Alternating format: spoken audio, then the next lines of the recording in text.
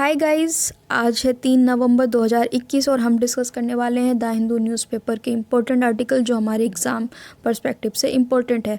सबसे पहला आर्टिकल आपकी स्क्रीन पे दिख रहा होगा। वर्ल्ड लीडर्स ने एक प्लेज ली है। जितनी भी बड़ी बड़ी कंट्रीज़ है ना अराउंड द वर्ल्ड, लीडर्स आए, उन लीडर्स ने आपस में बातचीत की और एक प्लेज ली है। प्लेज क्या ली कि हम फॉरेस्ट को सेव करेंगे और मीथेन गैस का एमिशन रिड्यूस करेंगे। आप यहाँ पे ना एक फ़ोटो देख रहे होंगे, ये यूके के प्राइम मिनिस्टर हैं और ये अपने प्राइम मिनिस्टर हैं।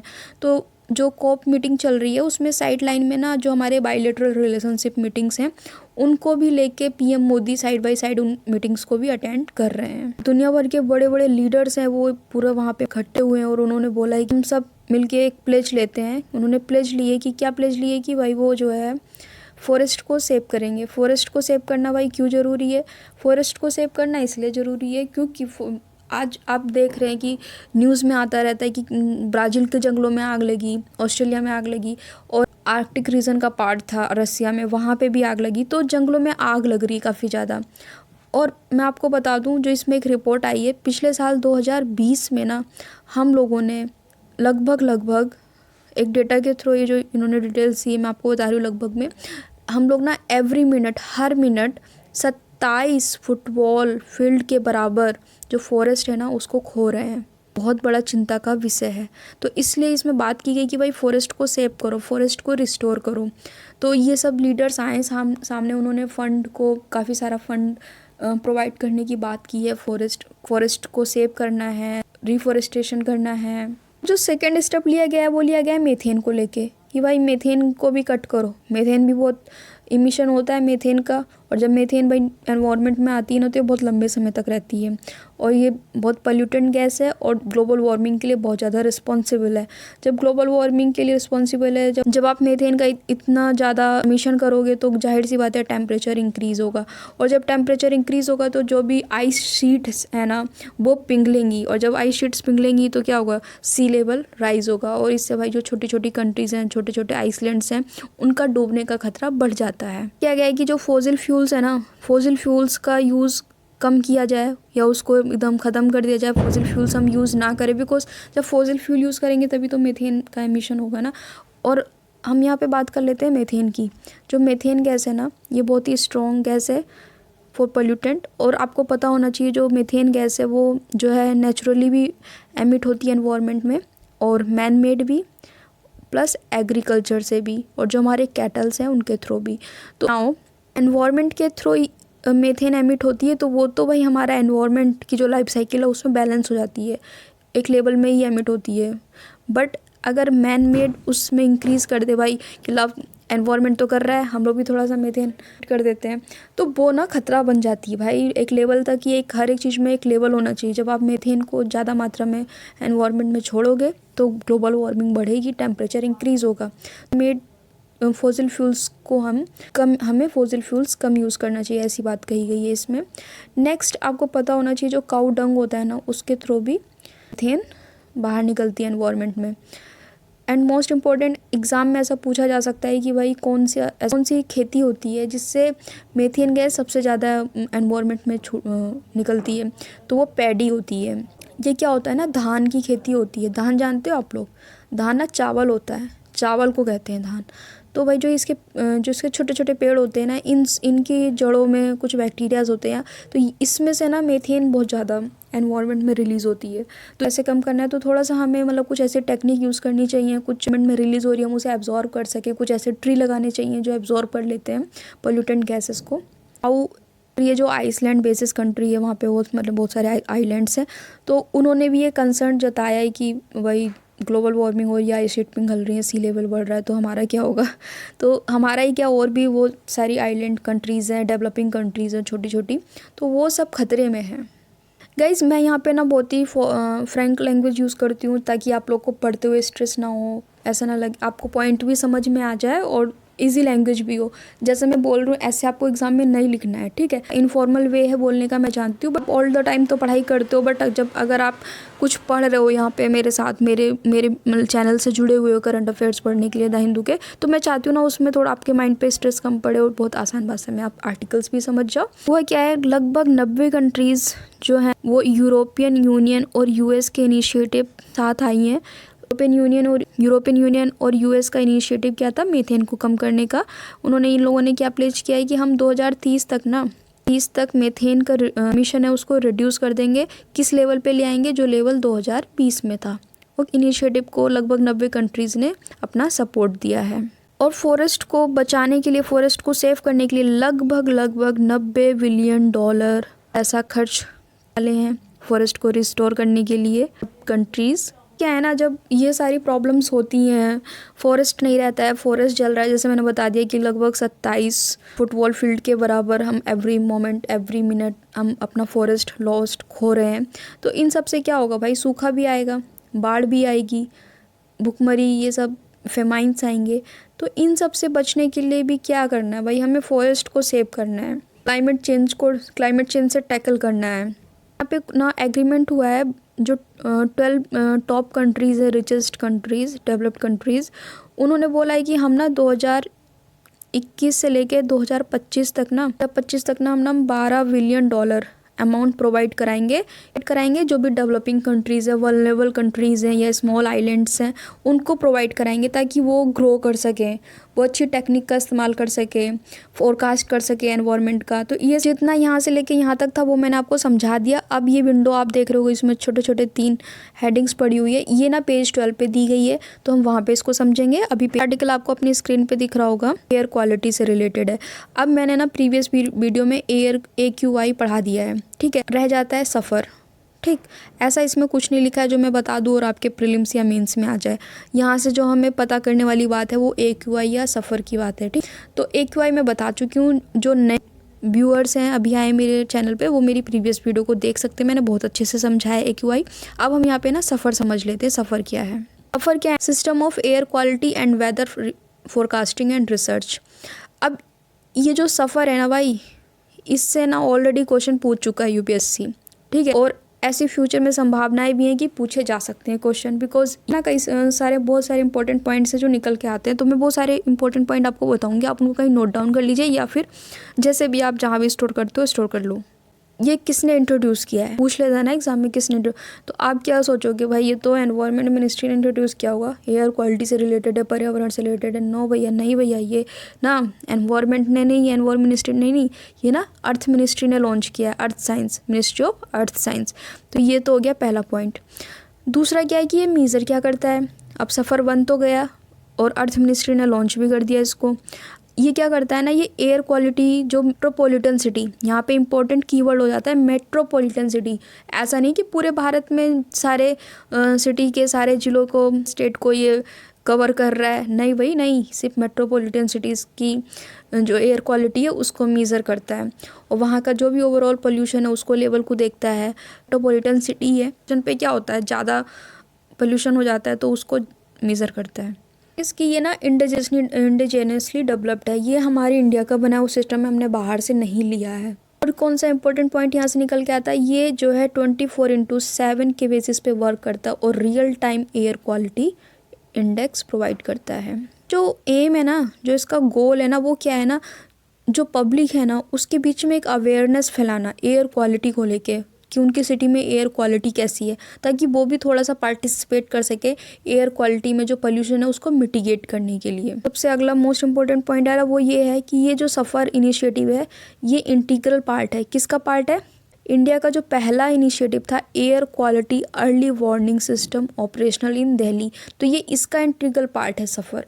तो ये भाई गाइस आपको ये याद रखना है। नेक्स्ट क्वेश्चन आ जाता है कि क्या भाई ये सिर्फ एयर क्वालिटी मेट्रोपॉलिटन सिटी में सिर्फ एयर क्वालिटी को ही मेज़र करता है? नहीं नहीं, ये और भी चीज़ें मेज़र करता है। और क्या मेज़र करता है? Temperature, rainfall, humidity, wind speed, wind direction, UV radiation, solar radiation. तो UPSC आपको आपके साथ खेल कर सकता है कि UPSC पूछ लेगा कि रख देगा ये सारे ऑप्शन और एक तरफ रख देगा, एक ऑप्शन में रख देगा कि it measure only air quality in metropolitan cities. तो आप कंफ्यूज हो जाओगे, तो ये सब आपको पढ़ के जाना होता है। और देख लो यहाँ पे मैंने दिखा दिया आपको। कौन कौन से पोल्यूटेंट मॉनिटर करता है? PM2.5, PM10। जो मैंने आपको AQI पढ़ाया था ना, उसमें मैंने बताया था कि वो 8 पोल्यूटेंट को के थ्रू वो मेज़र करता है एयर क्वालिटी।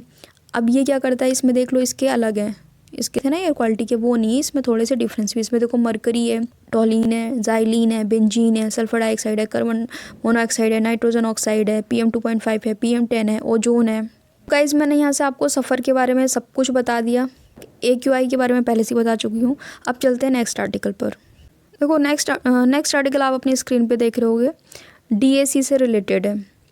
DAC क्या है? Defence acquisition council. तो इसने क्या प्रपोजल किया है? इसने प्रपोजल रखा है, इसने क्लियर कर दिया है कितने रुपए का? 7,965 करोड़ का। ये काफ़ी बड़ा अमाउंट है। आपको जानकारी होगी कि US से ना हमने कुछ डील कर रखी थी नेवल गन्स को लेके, तो अब ना वो कैंसिल कर दी है, इंडिया ने कैंसिल कर दी। क्या बोला है कि भाई ये तो हमें बहुत महंगी पड़ रही है, काफ़ी कॉस्टली पड़ रही है, तो हम नहीं परचेस कर रहे। तो US से हमने वो डील कैंसिल कर दी। हालांकि ये 2019 में ना नवंबर में US ने इस डील को अप्रूव कर दिया था, बट अब ये कैंसिल हो चुकी है, कैंसिल कर दी। अब हम कहाँ से परचेस कर रहे हैं? देश आत्मनिर्भर बन रहा है, हम लोग आत्मनिर्भर की तरफ चल रहे हैं। और मेक इन इंडिया प्रोजेक्ट को मद्देनज़र रखते हुए डिफेंस मिनिस्ट्री या डिफेंस एक्विजिशन काउंसिल ने ये फैसला लिया है कि भाई अब जो ये हम बाहर से इंपोर्ट कर रहे थे ना, हम ना अपनी कंट्री में ही बनाएंगे। और इन सब को बनाने का ना ऑर्डर दे दिया गया है HAL को, बेल को एंड HAL को। तो ये 3 संस्थाएं हैं या कंपनी, जो भी कह सकते हैं इनको, ये 3 जो हैं ये हमारे लिए डिफेंस सिस्टम डेवलप करेंगी और भारत आत्मनिर्भरता की तरफ बढ़ेगा डिफेंस सिस्टम की तरफ। और इससे क्या होगा, जो हमारा इंडिजिनस डिफेंस सिस्टम है वो काफ़ी स्ट्रॉन्ग होगा। और सबसे बड़ी बात तो ये है कि ना जो हम इससे ख़रीद नहीं रहे हैं US से, तो क्या हो रहा है ना, हमारे यहाँ ना 3,000 करोड़ रुपए सीधे सीधे बच रहे हैं। ये देश अदर जो चल रही हैं या किसी और काम में यूज़ हो सके, काफ़ी बड़ा अमाउंट है। ऐसे डिफेंस सोर्सेज है, वहाँ से ऐसी न्यूज़ आई थी कि जो ये सुपर रैपिड गन माउंट है ना, ये हम US से पहले परचेस करने वाले थे, बट अब इसको वहाँ से तो कैंसिल कर दिया इसको भी। और इसका ऑर्डर किसको दे दिया है? BHEL को दे दिया है। हम लोगों ने ना HAL से पहले भी बहुत सारी डिफेंस को लेके वो परचेस किए हैं। अब 12 लाइट यूटिलिटी हेलीकॉप्टर्स का ऑर्डर भी इनको दिया गया है HAL को। साथ क्या किया है, ये आप यहाँ पे लिखा हुआ देख रहे होगे कि Linux U2 fire control system, इसका ऑर्डर दिया गया है BEL को, भारत इलेक्ट्रॉनिक्स लिमिटेड को। तो 3 बड़ी संस्थाएं BEL, HAL और बेल को ये बड़े बड़े ऑर्डर दिए गए हैं। और इनका अमाउंट कितना है? 7,965 करोड़। बाकी मैंने आपको DAC बता दिया कि जो इसके चेयरमैन होते हैं वो मिनिस्ट्री ऑफ डिफेंस होते हैं।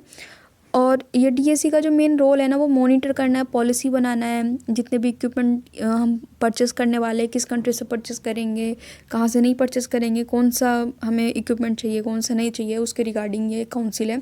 और ये काउंसिल कब बनी थी?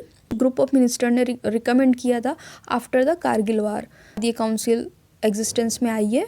तो यहाँ से हमने इस आर्टिकल को समझ लिया। अब चलते हैं नेक्स्ट आर्टिकल पे। ये कोने में आपको पाकिस्तान दिख रहा होगा। इसने क्या काम किया ना, दुष्टता भरा काम किया है। फिर से इसने क्या कर दिया, इंडिया ने, हालांकि हमें तो कोई नुकसान नहीं होने वाला, बट आ जाता तो अच्छी बात थी।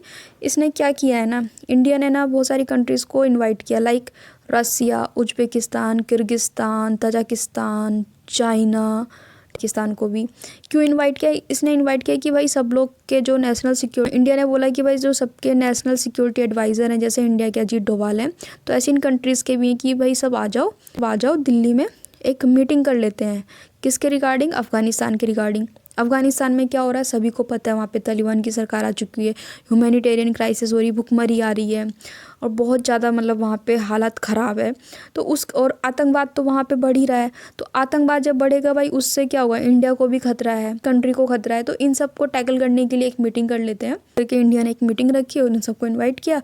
पाकिस्तान ने बोला भाई मैं तो नहीं आने वाला, पाकिस्तान ने मना कर दिया है। अब बाकी 4 कंट्रीज़ ने तो एक्सेप्ट कर लिया, रसिया ने, उज्बेकिस्तान, किर्गिस्तान, तजाकिस्तान ने, बट अब चाइना ने अभी तक होल्ड पे रखा हुआ है। अब चाइना क्या, पाकिस्तान ने मना कर दिया तो चाइना कौन सा हाँ करने वाला है, हो सकता है चाइना भी ना कर दे। तो ये था इस आर्टिकल के रिगार्डिंग, इसमें जो भी था। अब हम चलते हैं नेक्स्ट आर्टिकल पे। आपकी स्क्रीन पे दिख रहा होगा, India to help countries prone to climate change. यहाँ पे हुआ क्या है इंडिया ने ना बहुत बड़ा स्टेप लिया है। वही है जो मैंने बोला था ना पेज फर्स्ट पे कि हम पेज 12 पे जाके पढ़ेंगे, तो जो विंडो में बने हुए थे 3 छोटे छोटे आर्टिकल्स, तो उसी से रिलेटेड है। अब हम यहाँ पे ये देख लेते हैं। इंडिया, पहले तो ये है कि इंडिया यहाँ पे एज अ ग्लोबल लीडर के रूप में उभरा है। यहाँ पे मोदी जी ने क्या बोला है ना, कि मोदी जी बोल रहे हैं यहाँ पे कि हमने ना पिछले 10 साल में देख लिया, लास्ट 10 ईयर्स में देख लिया कि जो ये क्लाइमेट चेंज है ना, इससे ना कोई कंट्री, चाहे कोने में कोई भी कंट्री हो, बड़ी या छोटी, किसी भी कोने में दुनिया के, भाई इससे कोई नहीं बच पाया है। सिर्फ छोटी कंट्रीज़ या आइलैंड्स के लिए ही नहीं खतरा है, ये सभी के लिए खतरा है। मेन तो क्या है ना, जो इक्वेटोरियल वाला रीजन है, ठीक, तो यहाँ पे अफ्रीका कॉन्टिनेंट है, तो ये भाई बहुत ज़्यादा इफेक्ट, जब क्लाइमेट चेंज हो रहा है, ग्लोबल वार्मिंग बढ़ रही है, तो ये तो ऑलरेडी इक्वेटोरियल पे है, ऊपर से यहाँ पे पहले से गर्मी ज़्यादा है और अब ग्लोबल वार्मिंग बढ़ रही है, तो ये यहाँ पे ज़्यादा क्राइसिस आ रही है। हालांकि जो अफ्रीकन कंट्रीज़ है वो इतनी रिस्पॉन्सिबल नहीं है ग्लोबल वार्मिंग में, जो गैसेस है, ग्रीन हाउस गैसेस को, उनके यहाँ से इतना ज़्यादा एमिशन नहीं होता, बट फिर भी जो सबसे ज़्यादा वल्नरेबल हो गया है ना, जिसको सबसे ज़्यादा खामियाजा भुगतना पड़ रहा है डेवलप्ड कंट्रीज़ का, वो कौन है? अफ्रीकन कॉन्टिनेंट हैं, छोटे छोटे, बहुत सारी छोटी छोटी डेवलपिंग कंट्रीज़ हैं जो इस क्लाइमेट चेंज में, ग्लोबल वार्मिंग में इतनी हिस्सेदारी नहीं रखती हैं, इतना उन्होंने एमिशन नहीं किया, बट फिर भी उनके ऊपर खतरा मंडरा रहा है। तो ये सब देखते हुए ना एक बहुत बड़ा स्टेप लिया है यहाँ पे। मोदी जी ने क्या बोला है कि मोदी जी ने ना एक इनिशिएटिव लॉन्च किया है, infrastructure for resilient islands state. इसका शॉर्ट फॉर्म है IRIS। ठीक है, यहाँ आपको लिखा देंगे तो आप समझ जाओगे ये क्या है। यहाँ पे क्या बोला है पीएम मोदी ने कि हमने ये जो इनिशिएटिव रखा है, इस इनिशिएटिव के थ्रू हम हेल्प करेंगे और लोगों की जान को बचाएंगे। जो भी छोटी डेवलपिंग कंट्रीज हैं, छोटे आइलैंड्स हैं, उनको फाइनेंस प्रोवाइड कराएंगे। और जो हमारा इसरो है ना, इसरो, मोदी जी ने बोला है कि जो हमारा इसरो है वो एक एप्लीकेशन डेवलप करेगा और थ्रू सैटेलाइट की मदद से डेटा इकट्ठा करेगा और जितनी भी स्मॉल कंट्रीज़ हैं, छोटे छोटे आइलैंड्स हैं, उनको डेटा प्रोवाइड करेगा regarding weather forecasting, climate change, ताकि वो अपने कंट्री में होने वाले कुछ भी वेदर से रिलेटेड कुछ भी चेंज आ रहा था उससे पहले से उनको पता हो और वो अपना इंतज़ाम कर सकें। और वहाँ पे इंफ्रास्ट्रक्चर डेवलप करेंगे इस प्रोजेक्ट के थ्रू। तो कुल मिला के जो आइरिस प्रोजेक्ट है, ये इसका मेन मकसद क्या है, जो छोटी कंट्रीज़ है ना, उनको हेल्प करना, उनके यहाँ के लोगों की जान बचाना और उनको क्लाइमेट चेंज से टैकल करने में मदद करना। इस इनिशिएटिव को UK, UN और ऑस्ट्रेलिया ने इंडिया का सपोर्ट किया है। इसमें पीएम मोदी ने क्या बोला, जो CDRI इनिशिएटिव है, UK को, अदर कंट्रीज़ को कॉन्ग्रेचुलेट किया है और बोला है कि इस सब CDRI और IRS के थ्रू हम मिलके फोकस करेंगे और डेवलपिंग कंट्रीज़ इन सबको अच्छी टेक्नोलॉजी मुहैया कराएंगे, पैसा प्रोवाइड कराएंगे, इंफ्रास्ट्रक्चर बनाएंगे और वहाँ के लोगों की लाइफ सेव करेंगे। लास्ट ईयर क्या हुआ है, लास्ट ईयर ना 600 बिलियन टन आइस मेल्ट हो गई है। अब आप सोच सकते हो, जब इतनी सारी आइस मेल्ट हुई है तो वो कहाँ जाएगी? ऑब्वियसली समुद्र में जाएगी, सी लेवल बढ़ेगा और अगेन आइसलैंड जो छोटे छोटे हैं या छोटे छोटे कंट्रीज़ हैं, डेवलपिंग कंट्रीज़, उनका डूबने का खतरा बढ़ रहा है। तो ये लास्ट ईयर हुआ है, तो भाई ये बहुत ज़रूरी है। मुझे लगता है कि ये जो पेरिस मीटिंग हुई थी ना 2015 में, तो उसके बाद ये जो COP26 हुई है काफ़ी इम्पोर्टेंट है, क्योंकि यहाँ पे काफ़ी बड़े बड़े इनिशिएटिव लिए गए। अगर ये जो हमने यहाँ पे कुछ प्लेज लिए हैं फॉरेस्ट को सेव करने के लिए, मीथेन का रिडक्शन करने के लिए, स्मॉल कंट्रीज़ की हेल्प करने के लिए, फाइनेंस प्रोवाइड करने के लिए, अगर हम ये सब करने में नाकामयाब होते हैं तो भाई हमें क्लाइमेट चेंज होगा तो शायद इस पृथ्वी पे जो छोटे आइलैंड्स है, डेवलपिंग कंट्रीज़ है, वो तो बर्बाद होंगी, बट जब वो बर्बाद होंगी तो बड़ी कंट्रीज़ या डेवलप्ड कंट्रीज़ भी ग्रो नहीं कर पाएंगी, तो आगे बहुत खतरा हो सकता है। इसलिए हमें क्या है ना 26 में बोला गया है, तो सभी कंट्रीज़ को ये काफ़ी सीरियसली लेना चाहिए। और क्या बोला, जो फिजी एक छोटा सा आइलैंड कंट्री है, इसने भी जो पीएम मोदी का इनिशिएटिव है उसको अप्रिशिएट किया है। तो ये था इसमें जो इतना लंबा चौड़ा आर्टिकल था, मैंने छोटी भाषा में आपको समझा दिया। नेक्स्ट आप देख रहे हो कि मोदी ने ना डिस्कशन किया है नेपाल के PM से, और यहाँ पे छोटा सा इजराइल यानी लिखा, और इजराइल से। ये क्या है ना कि जब से नेपाल में PM बने हैं, नए PM, तब से ये फर्स्ट टाइम हुआ है कि मोदी जी की नेपाल के न्यू PM से बात हुई। और यहाँ पे जो है दोनों कंट्रीज़, ये मीटिंग काफ़ी इंपॉर्टेंट भी है, किस वजह से कि एक तो न्यू PM है और हम लोगों ने कोविड पैंडमिक के टाइम में ना नेपाल की बहुत हेल्प की। हम लोगों ने नेपाल को मेडिसिन भेजी, इक्विपमेंट भेजी और वैक्सीन्स भी मुहैया कराई हैं। तो दोनों कंट्रीज़ ने ये मतलब बोला है कि हम साथ में मिलके एक्सीलेंटली कोऑपरेट करेंगे। तो ये तो था भाई नेपाल के साथ। अब इज़राइल के साथ क्या बोला गया है कि जो हमारे डिप्लोमेटिक रिलेशन है ना इज़राइल के साथ, उनके 30 साल पूरे होने वाले हैं। तो 30th एनिवर्सरी के लिए इंडिया के पीएम मोदी ने इज़राइल को इनवाइट किया है कि भाई आओ इंडिया में, और 30th एनिवर्सरी जो हमारी डिप्लोमेटिक रिलेशनशिप को लेके है उसको सेलिब्रेट करते हैं। तो ये आर्टिकल क्या है, one sun one world one grid. ये ना हमारे पीएम मोदी ने इस इनिशिएटिव को रखा था, one sun one world one grid. और जो सोलर अलायंस है, सोलर अलायंस, तो उसके थ्रू ये वन वर्ल्ड वन ग्रिड का कॉन्सेप्ट है। तो आपको पहले तो ये कॉन्सेप्ट ऐसा, तो इसमें यहाँ पे कुछ ऐसा खास नहीं दिया है। ये कॉन्सेप्ट मैं आपको समझा देती हूँ कि ये कॉन्सेप्ट क्या है। थोड़ा वर्ल्ड मैप बनाना पड़ेगा, बट यहाँ तो मैं ऐसे ड्रॉ नहीं कर सकती हूँ। तो इसके लिए समझने के लिए आप ऐसे थोड़ा सा एज्यूम कर लो कि ये ना वर्ल्ड मैप है, ठीक है, ये वर्ल्ड मैप है। ये हो गया, देखो एज्यूम करना है, ठीक है, आर्ट पे मत जाइए।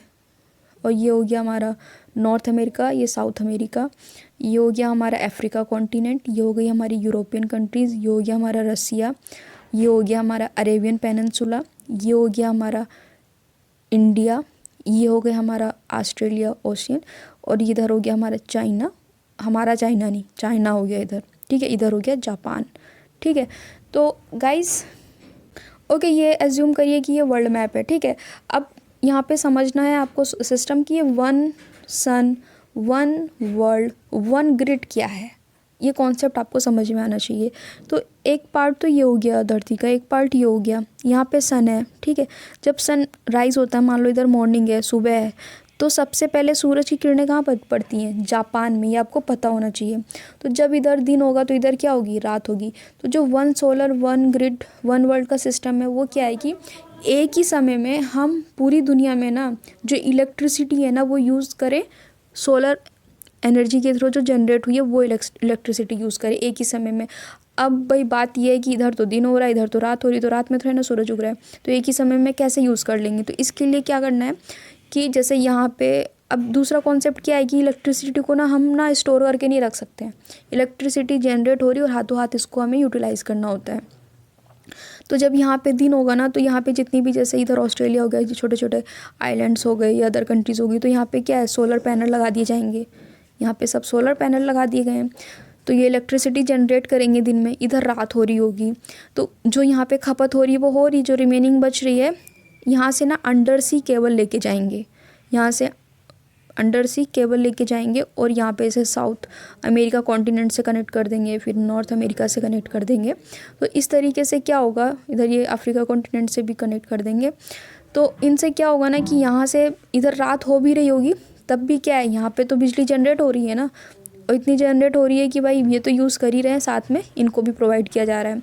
ऐसे ही जब यहाँ रात होगी तो यहाँ जनरेट होगी, वो अंडर सी केबल के थ्रू इधर आ जाएगी।